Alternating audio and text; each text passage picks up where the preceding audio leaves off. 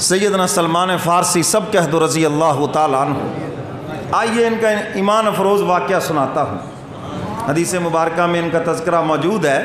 حضرات صحابہ کرام کے جتنے بھی واقعات ہیں، جس کا بھی آپ مطالعہ کریں، تذکرہ کریں، ایمان کو تازگی ملتی ہے، ایمان مضبوط ہوتا ہے۔ 15 سال کی عمر ہے، ابھی حضور تشریف نہیں لائے، اور کتابوں میں لکھا ہے تمام صحابہ میں سب سے زیادہ لمبی عمر والے حضرت سلمان فارسی ہیں، ٹھیک ہے نا جی۔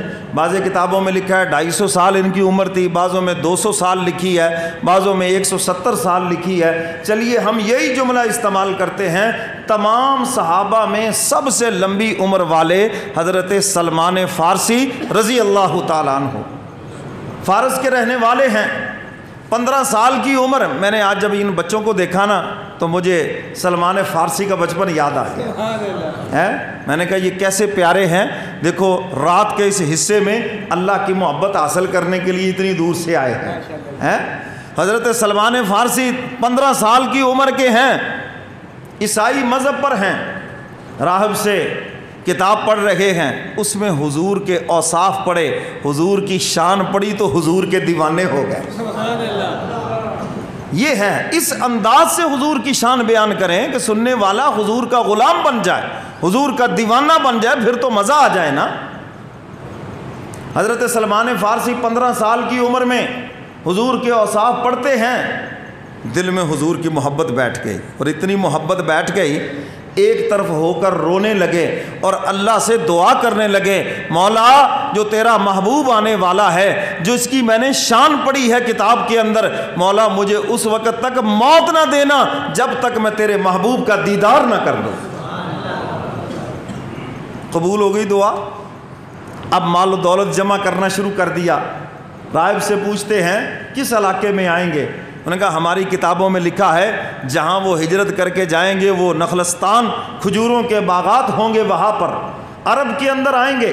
یہ فارس کے رہنے والے ہیں، یہ خدا کی شان ہے۔ اللہ جس کو چاہے ایمان کی توفیق عطا فرما دے۔ سلمان کو فارس سے چلایا، حضور کا غلام بنا دیا۔ صہیب کو روم سے چلایا، حضور کا غلام بنا دیا۔ بلال کو حبشہ سے چلایا، حضور کا غلام بنا دیا۔ اور جس کو ایمان نہیں دینا، چچے ہیں، رہے بھی حضور کے ساتھ، دیکھتے رہے، قرآن اترتا بھی دیکھتے رہے، مگر ان کو ایمان کی توفیق نہیں ملی۔ اللہ یہ بتلانا چاہتے ہیں ہم جس پہ فضل فرمائیں اس کو ایمان کی توفیق عطا کرتے ہیں۔ سلمان فارسی مال جمع کر رہے ہیں، تیاری ہے میں نے حضور کو دیکھنا ہے۔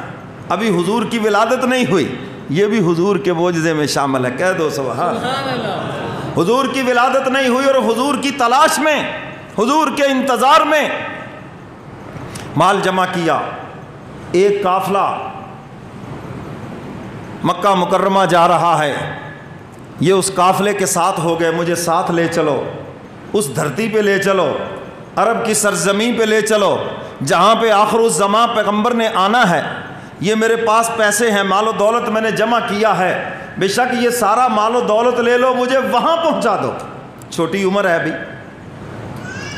قافلے والوں نے ساتھ لیا، غداری کی، مال و دولت بھی لے لیا اور ان کو غلام بھی بنا لیا، ان کو غلام بھی بنا لیا۔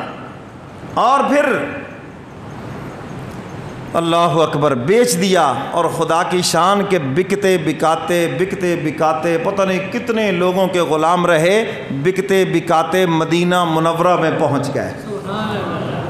اے دوست جب ایام بھلے آتے ہیں، اے دوست جب ایام بھلے آتے ہیں، اپنے ملنے کی گھات وہ خود ہی بتلاتے ہیں۔ جب وہ مہربان ہوتا ہے نا، بس وہ خود ہی پھر رستہ دے دیتا ہے، خود ہی اپنے پیاروں تک اس کو پہنچا دیتا ہے۔ سلمان فارسی مدینہ منورہ میں ایک یہودی کے غلام ہیں، کھیتی باڑی کر رہے ہیں، کھجوروں کا اس کا باغ ہے، کھجوروں میں محنت کر رہے ہیں، کبھی کھجوریں توڑ رہے ہیں، کبھی کچھ کر رہے ہیں، جو بھی ڈیوٹی ہے۔ اور اس پورے پیریڈ میں، پورے وقفے میں تقریباً 200 سال گزر گئے، اتنی لمبی عمر گزر گئی۔ یعنی وہ محبت کا سفر جو لڑکپن سے شروع ہوا، اب آپ بڑھاپے کی دہلیز کو چھو رہے ہیں، اتنی لمبی عمر ہو گئی۔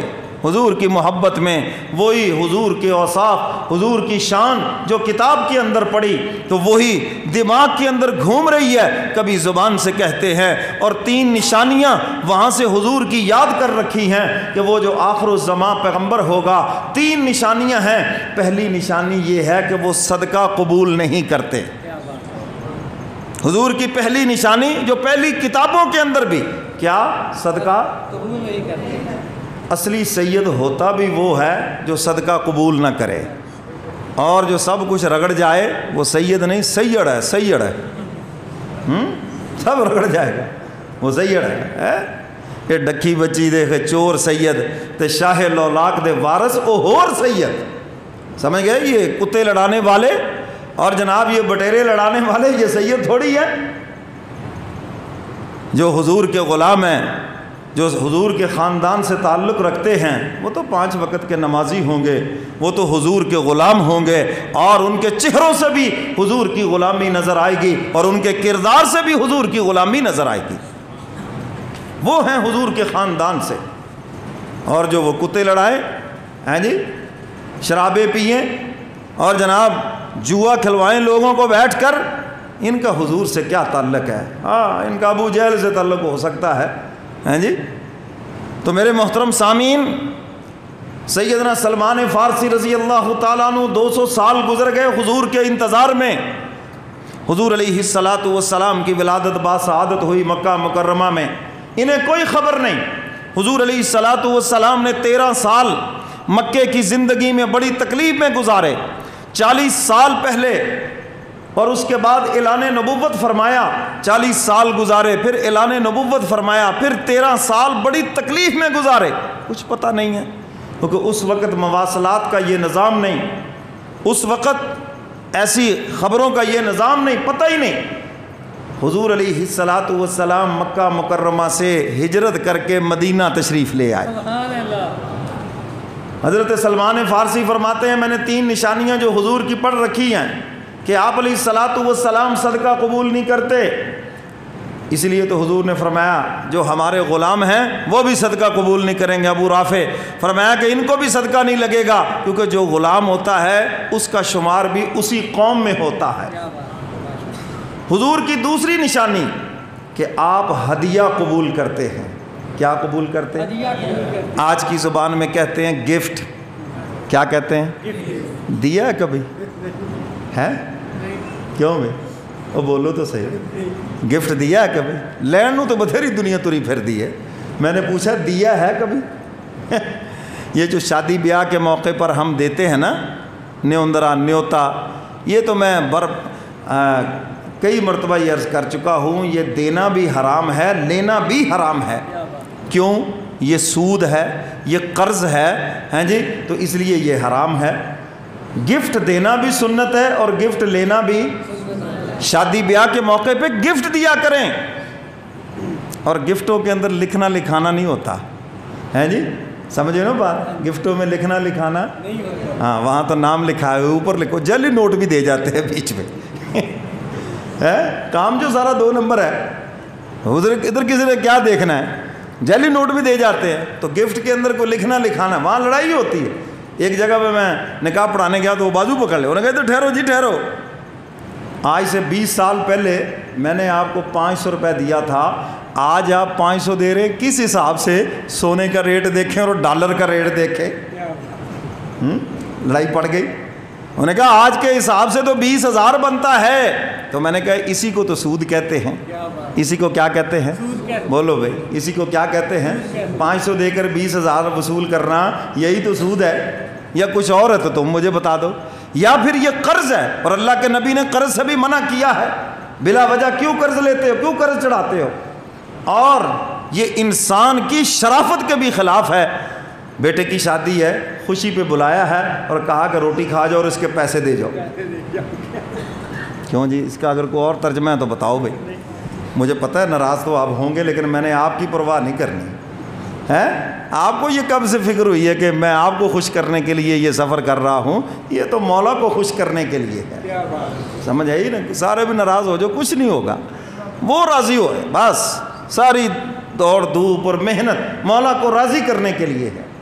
تو میرے محترم سامعین، اچھے بھلے دیندار نیوندرا لے رہے ہیں اور دے بھی رہے ہیں اور لکھا بھی رہے ہیں اور مسئلے کا پتہ بھی ہے، تو میرے محترم سامعین خوشی کے موقع پہ گفٹ دیے جاتے ہیں، خوشی کے موقع پہ گفٹ لیے جاتے ہیں، آپ نقدی کی شکل میں دے دیں ان کو، بھائی لکھنا نہیں ہماری طرف سے یہ گفٹ ہے، بیٹے کے لیے گفٹ ہے، کیونکہ یہ مسئلہ دوسری طرح سے لوگوں کو سمجھ آتا ہے، جی بس مولوی صاحب نے دسیا کوئی لینا دینا نہیں، وہ چھوڑو جی اپنا اپنا، بس یہ بڑا سمجھ آتا ہے۔ نہیں بھائی، گفٹ دینا ہے، گفٹ یہ سنت ہے۔ رشتہ دار کی شادی ہے، جو بھی آپ نے دینا 2-4 دن پہلے، آج کل تو اور بھی آسان ہے، ایزی پیسہ اور بھی آسان ہے، بینک اکاؤنٹ، آپ کہیں جناب بیٹے کی شادی ہے، بیٹی کی شادی ہے، میں نے گفٹ دینا ہے، یہ میری طرف سے 10,000 روپیہ، 20,000 روپیہ، 50,000 روپیہ جو بھی دینا ہے، یہ میری طرف سے گفٹ ہے، کوئی واپسی کا مطالبہ نہیں ہے، جو مرضی اس کا لے لو۔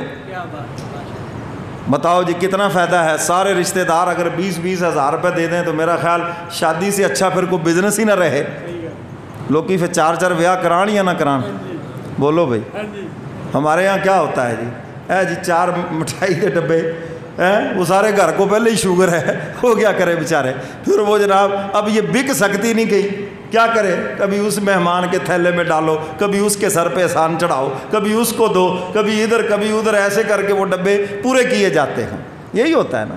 تو اس لیے میرے محترم سامعین، یہ رسومات اور یہ جو خرافات ہیں، ان چیزوں سے نکلیں اور اسلام کے جو سنہری اصول ہیں انہیں اپنائیں۔